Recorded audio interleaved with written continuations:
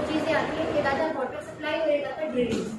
Water supply में क्या होगा, वाटर सप्लाई कहाँ से आती है, मेजर पॉइंट ये है, एमसीडी से आती है, जमीन के पानी से आती है, दोनों की मोटर्स अलग अलग होती हैं। ठीक है, अब हमने क्या करना है, जैसे अब वाटर जो सप्लाई हुआ है, जो सप्लाई आ रहा है, उसका क्या कर रहे हैं, स्टोरेज, क्योंकि 24 घंटे तो पानी आता नहीं है, तो हमें स्टोरेज करने के लिए जो प्लम्बिंग है, प्लम्बिंग कवर्स एवरीथिंग।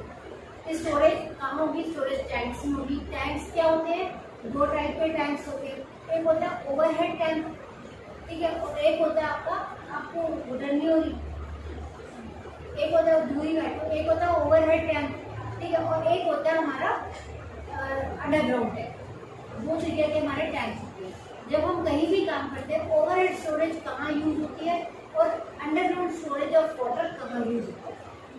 जैसे हमारा ओवरहेड स्टोरेज कहाँ होता है, घरों में, रेजिडेंशियल्स में हमारा ओवरहेड स्टोरेज, हमारे घरों में हर एक घर की अपनी टैंक लगी होती है अलग से, उसी में से वाटर सप्लाई जो हमारा, मतलब हमारा जो प्राइमरी वाटर सप्लाई है वो कैंसिली, सेकेंडरी वाटर सप्लाई क्या हमारा टैक्स, और आता किसके थ्रू है, टैक्स, आता किसके थ्रू है, टैक्स।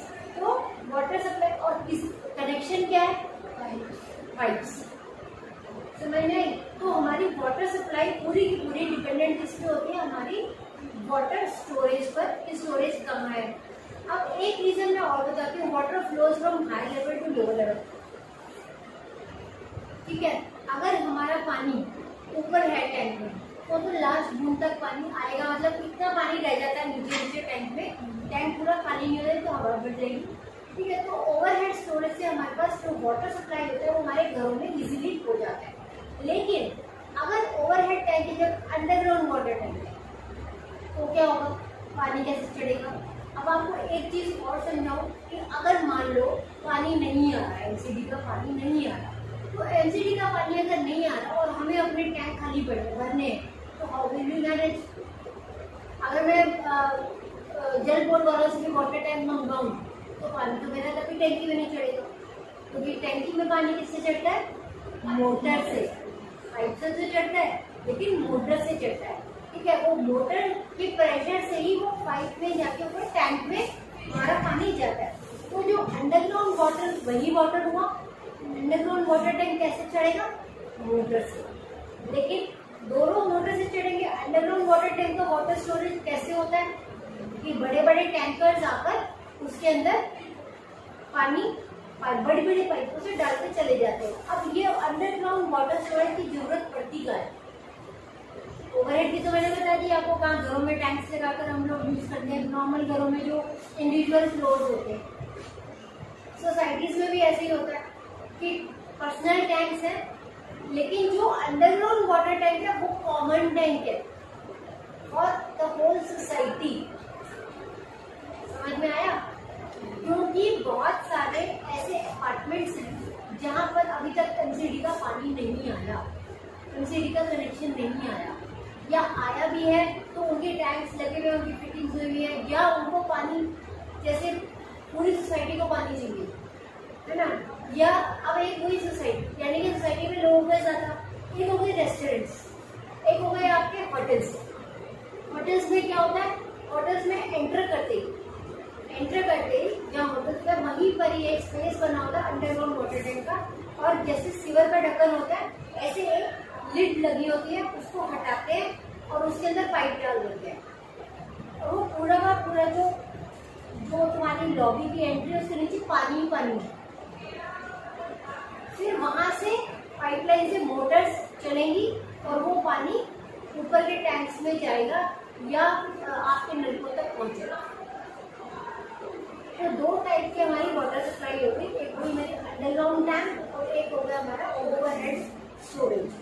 ठीक है, लेकिन इन सबके लिए नलकों तक, टैप्स तक पानी हमारे बाथरूम में, किचन में कैसे आता है, थ्रू द पाइपलाइंस।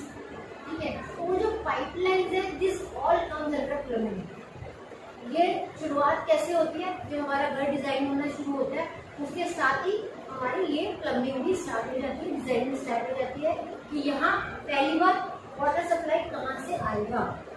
अब कई शॉप्स ऐसी होती है आपने देखा होगा जहाँ पर वाटर सप्लाई नहीं है, कितनी शॉप्स है। कमर्शियल की अगर हम बात करें तो जो आप देखते हो रेजिडेंशियल के नीचे कमर्शियल शॉप्स बनी होती है ना, कमर्शियल शॉप्स में अगर आप जाओगे तो तुम्हें मतलब 50 या 75% कमर्शियल शॉप्स में तुम्हें पानी नहीं मिलेगा। अगर उसको वहाँ पर कोई उसका काम शुरू करना है, रेस्टोरेंट का काम शुरू करना है, फास्ट फूड कॉर्नर शुरू करना है, तो उसको तो पानी चाहिए। अगर उसको कोई शोरूम खोलना है तो उसको पानी नहीं चाहिए। अगर उसको कोई ऐसी छोटी मोटी शॉप खोलनी है, कॉस्मेटिक शॉप खोलनी है, या उसको कोई ज्वेलरी शॉप खोलनी है, कुछ भी चाहिए, लेकिन पेंट्री तो हर जगह चाहिए। अब अगर हमारी कमर्शियल बिल्डिंग है, ये होती कमर्शियल बिल्डिंग, मैं in general as an interior design पहले ये एक्सप्लेन कर देती हूँ, फिर मैं इसकी डेप्थ में जाऊँ। अब पहला क्या है कि जैसे मैंने किसी वेस्ट एंड मॉल में एक शॉप खरीदी, वहाँ पे भी शॉप्स हैं। ऐसे हमारे कॉम्प्लेक्स बने हुए, ऑफिस कॉम्प्लेक्स हमारे रिसर्च सेंटर में बने हुए, एनएसपीज में बने हुए, है ना, टॉवर्स बने हुए, हमने उसके अंदर शॉप खरीदी। उस शॉप में पानी नहीं है, लेकिन वहाँ पर सबके, जैसे मैंने तुम्हें समझाया भी था कि कमर्शियल्स में स्टेयर्स कॉमन होती है, कमर्शियल्स में वॉशरूम्स कॉमन होते हैं, कमर्शियल्स में वाटर सप्लाई कॉमन होता है, तो वो जो हमारी मेंटेनेंस जाती है वो उसी चीज़ की जाती है, हमारी मेंटेनेंस जाती है वो उसी चीज़ की जाती है।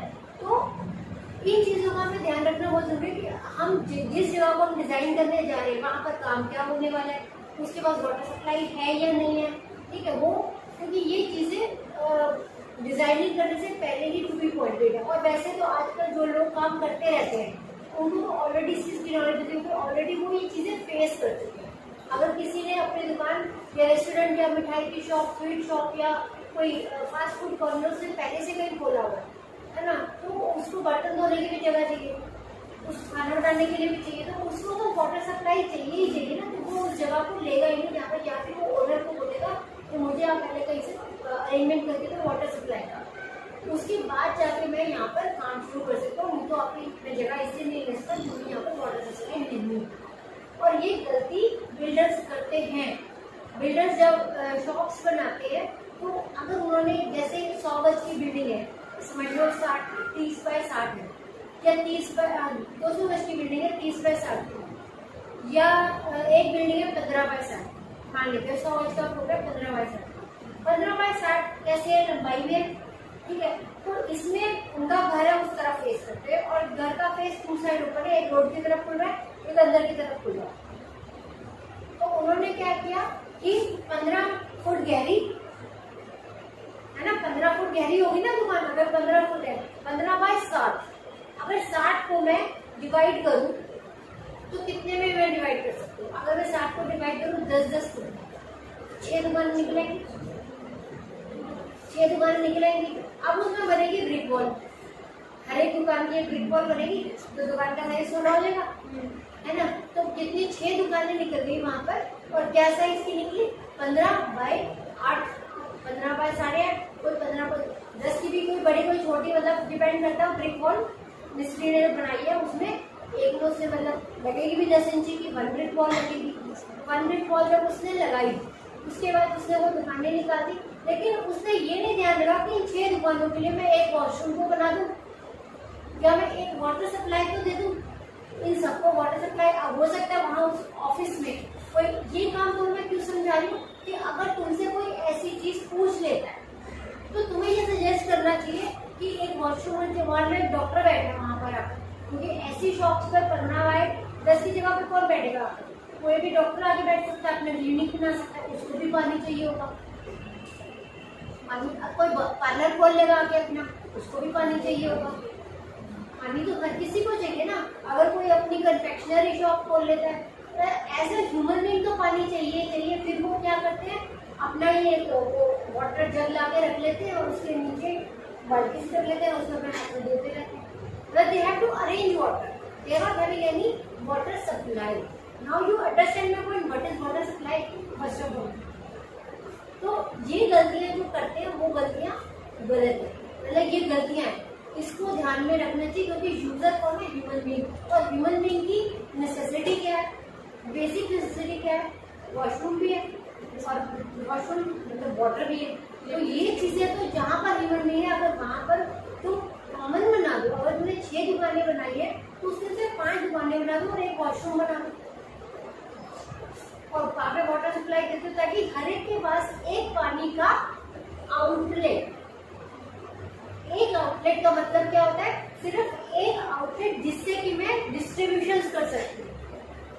एक आउटलेट से मैं और डिस्ट्रीब्यूशन कर सकती हूँ ना, उसी पाइपलाइन को मैं आगे वो लगा के जंक्शन उसको खींच सकती हूँ, तो मैं वहाँ पे पानी का अरेंजमेंट अपने हिसाब से कर सकती हूँ। अगर लेकिन वहाँ पाइपलाइन ही नहीं है पानी की, अब पाइपलाइन आईडी कैसे? जैसे शाफ्ट होते हैं, शाफ्ट क्यों बनते हैं? शाफ्ट से बहुत सारी पाइपलाइन आती है, शाफ्ट के अंदर पाइपलाइंस होती है। पाइपलाइन कौन कौन सी होती है? वाटर सप्लाई पाइपलाइंस होती है, ठीक है। और ड्रेनेज पाइपलाइंस कहाँ होती है? वो फ्लोर में होती है। फ्लोर में कैसे ड्रेन होगा पानी? वाटर फ्लो से हमारे लेवल टू लोअर लेवल। तो जो आपका सिंक से पानी वेस्ट निकलता है, जो हमारा वेस्ट है, that is drainage. Waste water is drainage water and the utilizing water, that is water supply. That is a water supply which you are utilizing, and the water which is going waste is known as drainage. जैसे हमारा sink का पानी जाता है, wash basin का पानी जाता है, नहाने का पानी जाता है ना, ऐसे हमारे कितने पानी जो हमारे यूज करने के बाद वेस्ट जाते हैं, तो दैट इज नोन एज हमारा ड्रेनेज। तो ड्रेनेज पाइप्स कहाँ डलेंगी?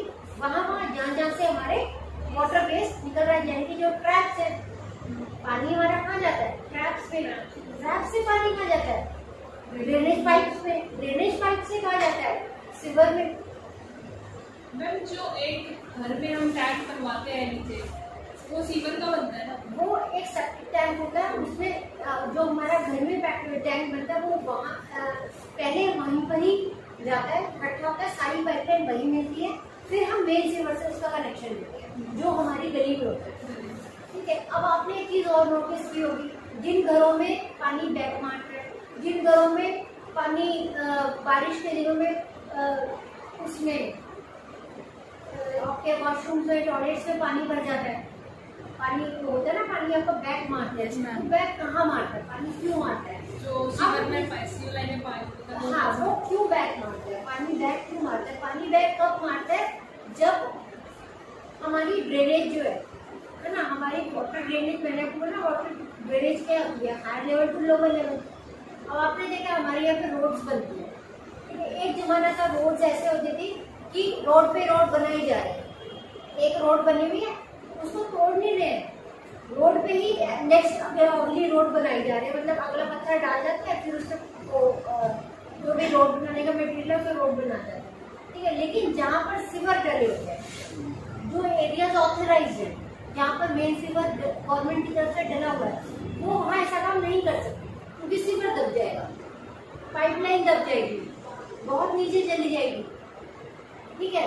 तो जब वाटर हमारा ड्रेन होता है और अगर हमारा घर नीचे हो जाए और बाहर का लेवल ऊपर हो जाए, रोड का लेवल अप हो जाए और घर का लेवल नीचे हो जाए, तो सीवर से पानी भर जाता है, तो वो बैक मारता है, ठीक है। तो इसीलिए आपने पहले जमाने में देखा हो, जो अनऑथराइज्ड एरियाज होते हैं ना, वहाँ पर घर जमीन से 4-4 फुट ऊपर होते हैं।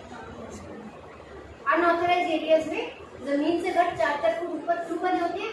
क्योंकि अगर घर लोअर लेवल पर हुआ, बिल्कुल रोड लेवल पर घर हुआ अनऑथराइज्ड एरिया में, तो बारिश में किसी में भी सीवर बैक मारेगा और उनके घर में नीचे गंदा पानी, सीवर वाला बहुत ही गंदा पानी भर जाएगा, बदबूदार। और ये आपने देखा होगा बहुत जगह पे ऐसा होता है। दिस इज द रीजन कि why water back from the sewer, क्योंकि ग्रेडेशन इज चेंजिंग।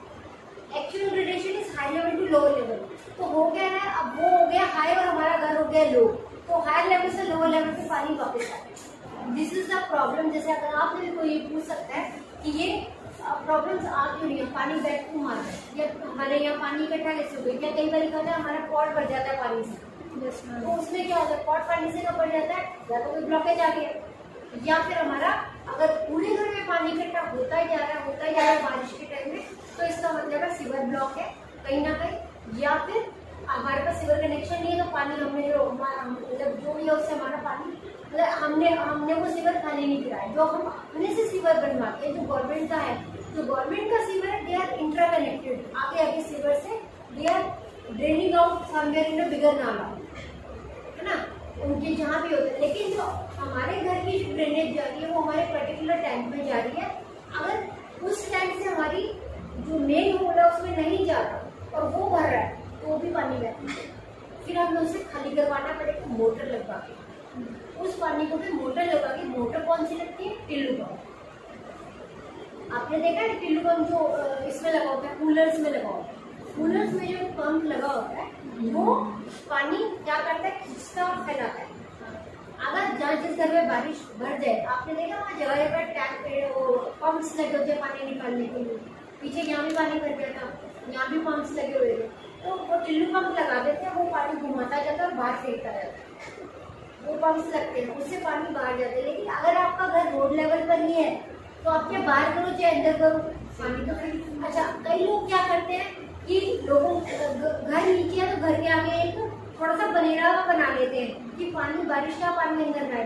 भैया बारिश का पानी तो अंदर नहीं आएगा, पाइप से, लेकिन वो पाइप से तो पानी बैक मार, क्योंकि उन्हें समझ ही नहीं है कि पानी यहाँ कहाँ से रहा है, पानी बैक कहाँ से मार रहा है। पानी बैक तब होता है जब वो हमारा सीवर भर जाता है, कहीं ब्लॉकेज है या बारिश के पानी से बहुत भर गए हैं और तो वो हमारा, और हमारे पास मतलब ऑथराइज सीवर है ही नहीं गवर्नमेंट का। जो गवर्नमेंट है हमारे को प्लम्बिंग का सीवर दे रहा है वो हमारे पास है ही नहीं। दिस इज द रीजन कि वो पानी हमारा बैक मारता है। ठीक है, अब नेक्स्ट पॉइंट आता है हमारा, ये हो गया हमारा वाटर सप्लाई और ड्रेनेज। ये होता है हमारा फर्स्ट टॉपिक। इसके बाद नेक्स्ट आता है कि हमने करी डिजाइनिंग। अब हमने बाथरूम डिजाइन किया, फिर हमने किचन प्लान करी, किचन यार्ड। अब वो पाइपलाइन, चाहे वो पाइप कहाँ से आया वाटर सप्लाई, टैंक से, यानी कि एक ही सप्लाई है, उसी सप्लाई से सारी पाइपलाइन जाएंगी तो वो टर्निंग भी होंगी। तो जब मकान बन रहा होता है वो तभी वहां से पानी की पाइप अंदर अंदर से जाएंगी। ठीक है, जैसे भी वहां से आएगी पाइप। और जो ड्रेनेज है वो भी इंटरकनेक्टेड है, चाहे वो वेस्ट वाटर सिंक से आ रहा है, चाहे हमारा सिंक हमारे बाथरूम से 10 फुट दूर है, चाहे 20 फुट दूर है। लेकिन वो कैसे होगा, वो अंडरग्राउंड, उससे उनका जो ट्रैप्स है। अब ट्रैप्स क्या होते हैं, ट्रैप जो पानी को ट्रैप करते हैं। ट्रैप का मतलब क्या होगा, जो पानी को ट्रैप करते हैं। अब पानी को ट्रैप करने के लिए क्या चाहिए, अगर डायरेक्ट पाइप पानी में ट्रैप में जा रहा है, जैसे कि वेस्ट वाटर पाइप हमारा जा रहा है, क्या वॉशरूम्स का जा रहा है, मतलब जो हमारा सिंक है या हमारा जो हमारा बेसिन है उसका पानी तो डायरेक्ट पाइप से जा रहा है। लेकिन हमारे नहाने का पानी वो पाइप से कैसे जा रहा है, वाइपर मारते हो, ट्रैप तक लेकर जाते हो, उसके बाद वो पानी, लेकिन कई बार तुमने देखा वो पानी वहां भी रुक जाता है, या पानी होता ही नहीं ड्रेन।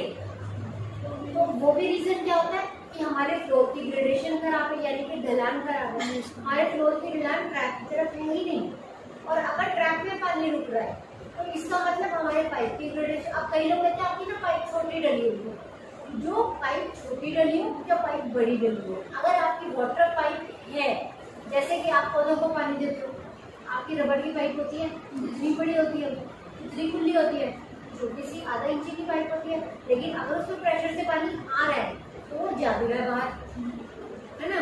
तो जो प्रेशर से पानी आ रहा है और वो पाइप नीचे है, चाहे कितने भी इंचे की है, अगर कोई तुम्हें ये कह देता है कि आपकी पाइप छोटी है जी, पानी से पाइप बदलनी पड़ेगी, पाइप थोड़ी मोटी डालनी पड़ेगी, जो पत्थर तो न जा रहे, पानी जा रहा है ना, कुछ और तो ना जा रहा है उसके अंदर, तो वो पानी का, इसका मतलब पाइप का ग्रेडेशन खराब।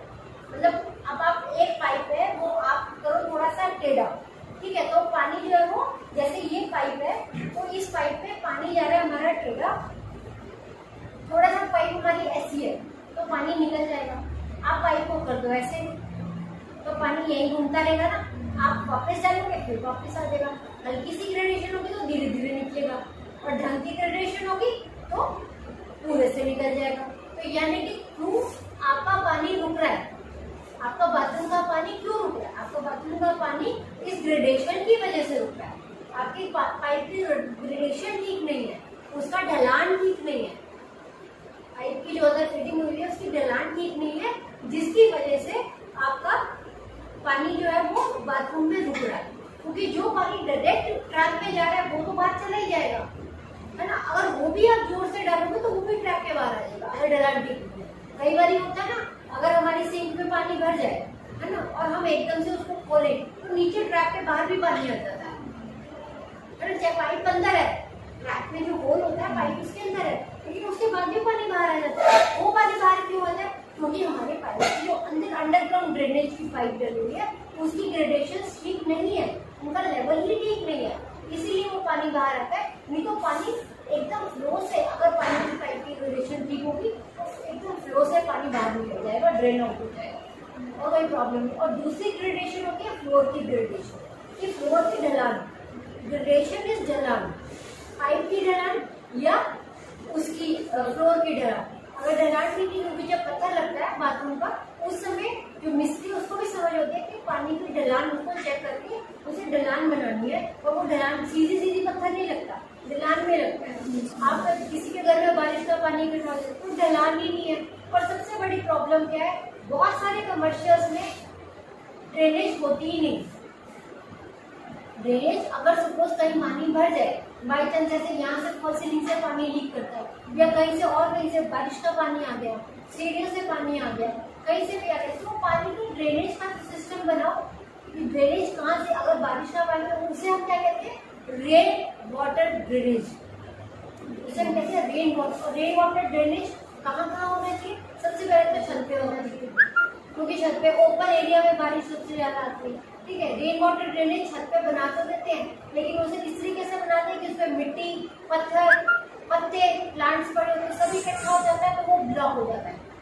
जब वो एरिया ब्लॉक हो जाता है तो फिर पानी क्या करेगा? पानी तो अपनी जगह बनाएगा, पानी सीढ़ियों से होता हुआ घर के अंदर आ जाता है, क्योंकि पानी को कोई रोक नहीं सकता, पानी को कोई भी नहीं रोक सकता। इवन की सीलन क्यों आती है? जब यही कोई पाइपलाइन क्रैक हो जाती है, जो वॉल में हमारी डली हुई होती है, अगर वो फट जाए तो सीलन आती है ना। अगर हमारे छत, हम रहते हैं समझ लो ग्राउंड फ्लोर पे, हमारे ऊपर वाला फर्स्ट फ्लोर में छत पे सीलन है, अब यहाँ छत पे सीलन है या यहाँ पे सीलन है, तो वो सीलन क्यों है? सीलन तभी है जब वो पानी की कोई ना कोई, तो पानी मतलब रिस्क है ना, कहीं ना कहीं से पानी आ रहा है, और पानी अपनी जगह बनाएगा ही बनाएगा, पानी को कोई नहीं रोक सकता। सिर्फ क्या रोक सकता है उसे? Dam proofing. और डैम प्रूफिंग क्या होता है? डीपीसी, डैम प्रूफ कोट, है ना। और डैम प्रूफ कोट कब होने चाहिए? By construction. Damp proof coat का ध्यान क्या रखना चाहिए? By construction. जैसे ही हमारी कंस्ट्रक्शन स्टार्ट होती है तो एक होती है हमारी वर्टिकल डैम प्रूफ कोट, एक होता है हमारा हॉरिजॉन्टल डैम प्रूफ कोट, मतलब vertical DPC and horizontal DPC. Vertical किसकी होती है? वर्टिकल को बचाने के लिए, और हॉरिजॉन्टल कौन सी होती है? हॉरिजॉन्टल को बचाने के लिए, मतलब जो हमारी जमीन से सीलन आ रही है उसको घर में रोकना, तो vertical DPC sorry horizontal DPC use करेंगे। और अगर हमारी दीवार से सीलिंग आ रही है तो हम, और अगर हमें छतों से सीलन बचानी है तो फिर हमारी क्या यूज होगी? फिर से हॉरिजॉन्टल डीपीसी, यानी कि हमारी छत पे भी डीपीसी का कोट होना चाहिए। और हमारी जब फाउंडेशन डलती है तो हमारी डीपीसी का कोट होना चाहिए। और हमारी जो वॉल्स एक्सपोज टू वेदर है उन पर भी डीपीसी का कोट होना चाहिए। जैसे उस दिन आपने एग्जांपल दिया कि डीपीसी का कोट होना चाहिए वहाँ जहाँ, जैसे लोग घर बना के छोड़ देते हैं, एक्सटर्नल कोट को खाली छोड़ देते हैं, प्लास्टर तक नहीं करते, ठीक है। तो जैसे ही उस पर टेढ़ी बारिश पड़ती है सीलन आनी शुरू हो जाती है, तो लोग सोचते हैं बारिश सीलन आएगी, उसके बाद तो खत्म हो जाएगा, ये नहीं सोच रहे कंस्ट्रक्शन वीक होगी, उसके ऊपर प्लास्टर करके उस पर डीपीसी कोट करना चाहिए, या उसके ऊपर कोई वेदर प्रूफिंग मटेरियल कुछ भी लगाओ। वो डिपेंड करता है कि आपकी वॉल साइड में किसका घर बनना है या आपका फ्रंट वॉल है या क्या है, आप उसे कवर तो करो, अपनी सेफ्टी के लिए कवर करो। वो सीलन जो है वो बहुत अच्छी चीज़ नहीं है, वो नहीं आनी चाहिए घर में, क्योंकि पानी का अपनी जगह वो बनाएगा ही बनाएगा, पानी किसी के रोके नहीं रुकता। चाहे वो कुछ, अगर आपकी पाइप में लीकेज हो गई है तो आपको वो पाइप चेंज करानी पड़ेगी तोड़ के, उसका कोई इलाज नहीं है। हम दीवार के अंदर जो एम्बेड हुई हुई है पाइप, जो अंदर से हमने इंटरनल फिटिंग कर रखी है, तो उसमें अगर कोई लीकेज हो जाता है बाई चांस, कैसे होता है? गलतियाँ आ रही होती है, जैसे हम कोई कंस्ट्रक्शन करा रहे हैं, किसी को नहीं पता, किसी ने कील ठोक दिया वॉल में, या किसी ने थोड़ा फोड़ी करी, उसको नहीं पता था यहाँ पर हमारी पाइप है, तो जिसने हमारी कंस्ट्रक्शन की हुई है या उसी को हमें बुलाना चाहिए ताकि हमें ये पता हो कि हमारी पाइपलाइन कहाँ से जा रही है, कहाँ से नहीं जा रही, कहाँ पर हमें कीट रोक सकते हैं, कहाँ हम तोड़फोड़ कर सकते हैं, कहाँ हम नहीं कर सकते। तो ये चीज़ें अगर हम किसी अपार्टमेंट्स में रहते हैं, वहाँ तो बहुत ही प्रॉब्लमेटिक कंडीशन है कि ऊपर कोई और रहता है, नीचे कोई और रहता है ना, तो हमें ऊपर के यूज़र को, नीचे के यूज़र को आपस में लड़ाई भी हो जाती है, हमें बात करनी पड़ती है कि सीलन क्यों आ गई, तो हमारी वजह से कई बार क्या होता है ऊपर टैंक्स, ओवरहेड टैंक्स लीक करते हैं, ठीक है, और वो पानी छत पे इकट्ठा होता रहता है। तो जैसे लोग मोटर चला के बंद करना भूले, टैंकी ओवरफ्लो करती है, और पानी छत पे इकट्ठा हो गया सारा, या रेन वाटर का पानी छत पे ड्रेन नहीं हुआ, छत पे इकट्ठा हो गया, उससे भी सीलन आ जाएगी नीचे, अगर डैम प्रूफ कोट नहीं हुआ होगा तो। अगर डैम प्रूफ कोट नहीं है तो सीलन आएगी ही आएगी। और कोई क्वेश्चन?